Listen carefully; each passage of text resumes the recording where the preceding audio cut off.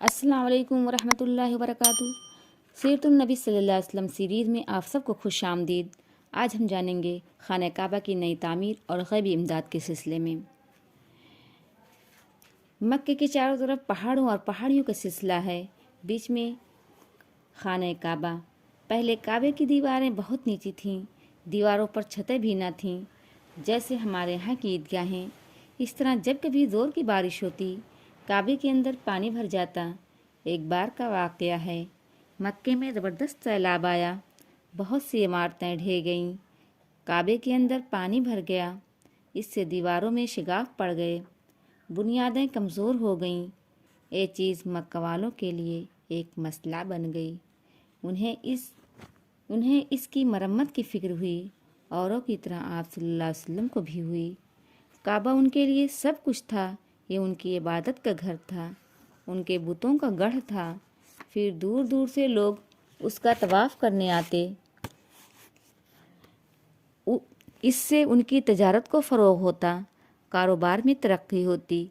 इतना ही नहीं, उसकी वजह से उन्हें लोगों की नज़रों में एक ऊंचा मकाम हासिल था। आने वाले उनकी इज़्ज़त करते, अपने से ऊंचा और बरतर समझते, क्योंकि एक काबे के हमसाया थे, इसके खिदमतगार और पासबा थे। उससे मुताल्लिक मुख्तलिफ ओहदों पर सरपराज थे।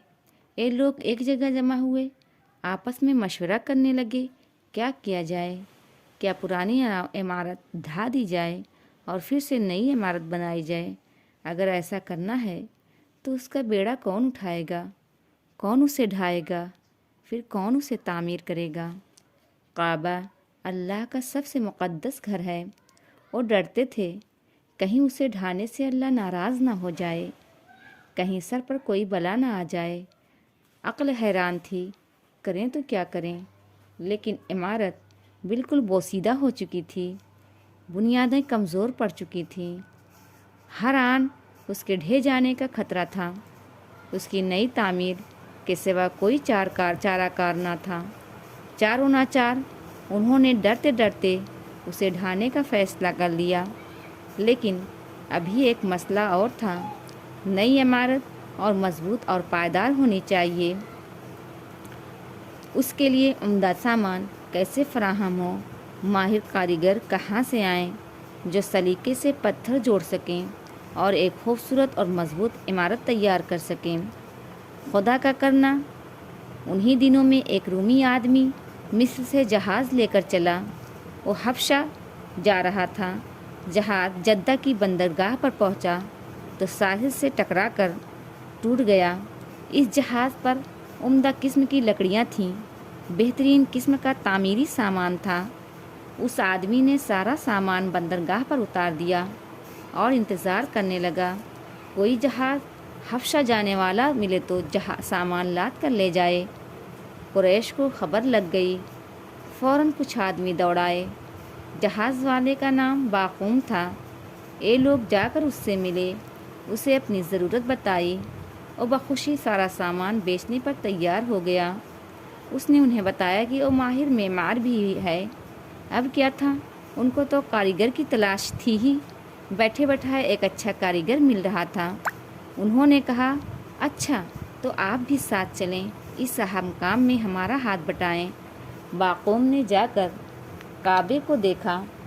उसने कहा, उसकी तामीर तो बहुत आसान है, अलबत्ता सहन में कुछ सुतून खड़े किए जाएंगे ताकि छत पड़ सके। इस तरह इमारत मजबूत रहेगी। आधी के झोंके आएँ या सैलाब के थपेड़े, सबसे महफूज रहेगी। खुद उनकी भी यही ख्वाहिश थी, इसलिए कहने से पहले ही मंजूर थी। मक्के में एक मिस्री आदमी रहता था, किप्ती नस्ल का था। सलीह उसका नाम था, लकड़ी के काम में माहिर था। बाक़ूम के मदद के लिए वो भी बुला लिया गया। कुरैश ने काबे के अलग अलग हिस्से किए और आपस में बांट लिए कि उसे ढाने में हर कबीले का हाथ रहे, तामीर के शर्फ से भी कोई महरूम ना रहे। ढाने का वक्त आ गया, लोग फिर लरज़ उठे, जिस्म के रोंगटे खड़े हो गए। वो फिर पसो पेश में पड़ गए, ढाएं ना ढाएं, क्या करें। अबरहा का हश्र ये लोग अपनी आँखों से देख चुके थे। जो काबे को ढाने के इरादे से निकला था, पूरे लाव लश्कर के साथ आया था, लेकिन ना काबे तक पहुंच सका, ना वापस जा सका। पूरे लश्कर के साथ तहस नहस हो गया। इस वाक़या को अभी ज़्यादा अरसा नहीं हुआ था। उसकी हलाकत और बर्बादी का इबरतनाक मंज़र निगाहों के सामने आ जाता और लोग सहम जाते, लेकिन उसका मकसद ढाना तो था नहीं उसे असर लेकिन इनका मकसद ढाना तो था नहीं, उसे असर नौ तामीर करना था।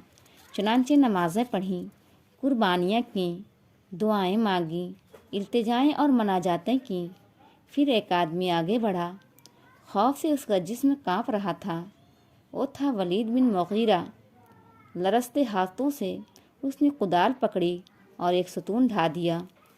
हर तरफ सन्नाटा छाया हुआ था। लोग खौफ व दहशत के साथ चुपचाप खड़े देख रहे थे। उन्हें इंतज़ार था कि वलीद का क्या हश्र होता है, वो किस बला में घिरता है। रात गुजर गई, नई सुबह नमूदार हो गई, लेकिन वलीद को कुछ भी ना हुआ। उस पर कोई आफत ना आई। अब कुरैश की हिम्मत बढ़ी, दिलों को इत्मीनान हुआ और काबे की इमारत ढानी शुरू कर दी। ढाने में सब ने हिस्सा लिया, पत्थरों को हटाने में भी सब शरीक रहे। ढाते ढाते एक सब्ज चट्टान पर पहुँचे, उस पर भी कुदालें मारी। कुदालें छटक छटक गईं और चट्टान जूं की तूं रही। फिर वही नई इमारत की बुनियाद बनी। करीब ही पहाड़ियों का सिलसिला था, वहाँ से पत्थर ढो ढो कर लाए और नई इमारत बनाने लगे। आप सल्लल्लाहु अलैहि वसल्लम और आपके सारे चचा इस काम में पेश पेश थे। देखते देखते मुहकम दीवारें खड़ी हो गईं। काबा की पुरानी दीवार में मशरिक की तरफ एक काला पत्थर था और अब भी है। उसे हजर असवद यानी काला पत्थर ही कहते हैं। अरब उसे बहुत मुतबर्रक समझते।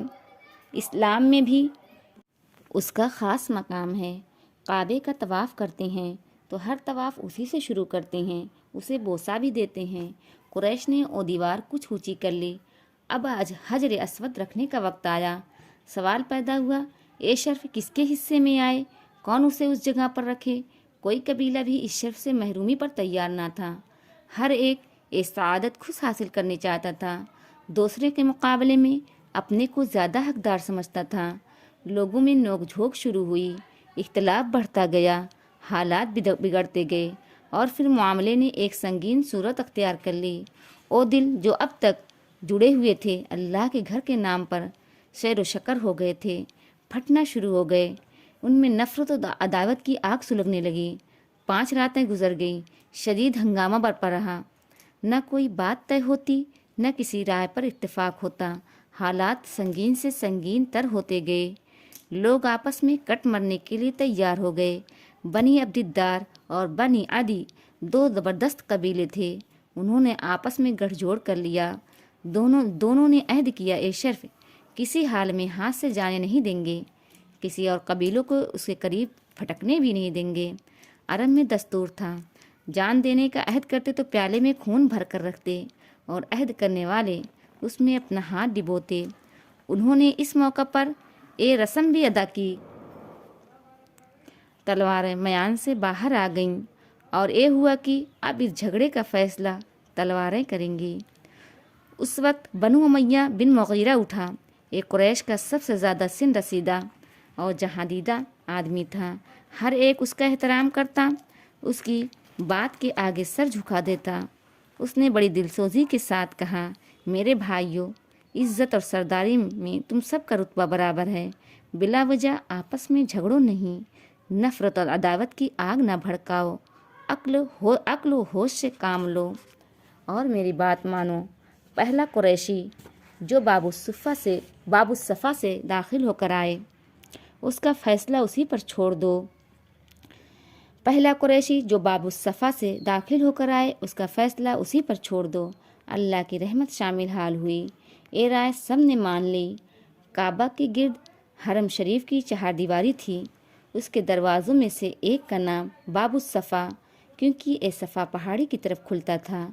सब ने निगाहें बाबू सफ़ा पे गाड़ दीं और इंतज़ार करने लगे کہ ان کی قسمت کا فیصلہ کس کے ہاتھ جاتا ہے، وہ کس طرح اس گتھی کو سلجھاتا ہے۔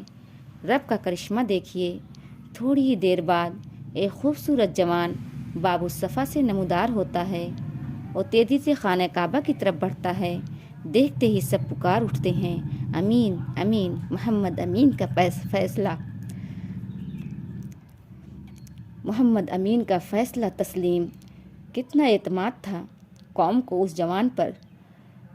پوری قوم میں کوئی نہیں جسے اس کی دیانت داری میں شبہ ہو، کوئی نہیں جسے اس کا فیصلہ ماننے میں تامل ہو۔ دیکھنا ہے آج اس نازک موقع پر وہ کیا کردار پیش کرتا ہے۔ لوگ بےتابی سے آگے بڑھے، آپ سے فیصلہ چاہا۔ آپ صلی اللہ علیہ وسلم نے فرمایا، ایک بڑی چادر لاؤ۔ چادر لائی گئی، آپ صلی اللہ علیہ وسلم نے اسے پھیلایا، پھر حجر اسود کو اپنے ہاتھوں سے اٹھایا اور اس پر رکھ دیا، پھر فرمایا، ہر قبیلے کا سردار چادر کا ایک ایک کونا پکڑ لے اور سب مل کر اٹھائیں۔ قبیلوں کے سردار آگے بڑھے، انہوں نے چادر کے کونے پکڑ لیے اور جس جگہ پتھر کو لگانا تھا وہاں تک لے آئے۔ پھر آپ صلی اللہ علیہ وسلم نے اسے خود اپنے ہاتھوں سے اٹھایا اور اس کی جگہ رکھ دیا۔ ہر طرف مسرت و شادمانی کی لہر دوڑ گئی۔ کتنا پیچیدہ تھا یہ مسئلہ اور کتنی آسانی سے حل ہو گیا۔ ہر ایک کی ناک رہ گئی، کوئی اس شرف سے محروم نہ رہا۔ آپ صلی اللہ علیہ وسلم کی حکمت و دانائی سے ایک زبردست فتنہ دب گیا۔ قوم انتہائی تباہ کن خانہ جنگی سے بال بال بچ گئی۔ دشمنی و عداوت کے شعلے بجھ گئے، سب پہلے کی طرح شیر و شکر ہو گئے۔ پھر قریش نے کعبے کی تعمیر مکمل کی، ستونوں پر چھت ڈال دی اور اندر جانے کے لیے اس جگہ سے ایک دروازہ کھول دیا جہاں بتوں کا مہاراجا حبل براجمان تھا۔ اس وقت عمر مبارک کی 35 بہاریں گزر چکی تھی، یعنی آپ صلی اللہ علیہ وسلم کی عمر 35 سال تھی۔ دیکھا آپ نے محمد صلی اللہ علیہ وسلم کتنے سچے تھے، قوم میں کس قدر محبوب تھے، بے داغ سیرت اور پاکیزہ طبیعت۔ ہر ایک آپ صلی اللہ علیہ وسلم کی عزت کرتا، جو کچھ فرماتے اسے تسلیم کرتا۔ آپ صلی اللہ علیہ وسلم نے، اللہ تعالیٰ نے آپ صلی اللہ علیہ وسلم کی تعریف میں یوں تو نہیں فرمایا قرآن کریم میں، وَإِنَّكَ لَعَلَىٰ خُلُقٍ عَظِيمٍ، اور بے شک تم عظیم کردار کے مالک ہو۔ یہ رہیں آج کی معلومات۔ مزید معلومات کے لیے اگلی قسط کا انتظار کریں۔ السلام علیکم ورحمۃ اللہ وبرکاتہ۔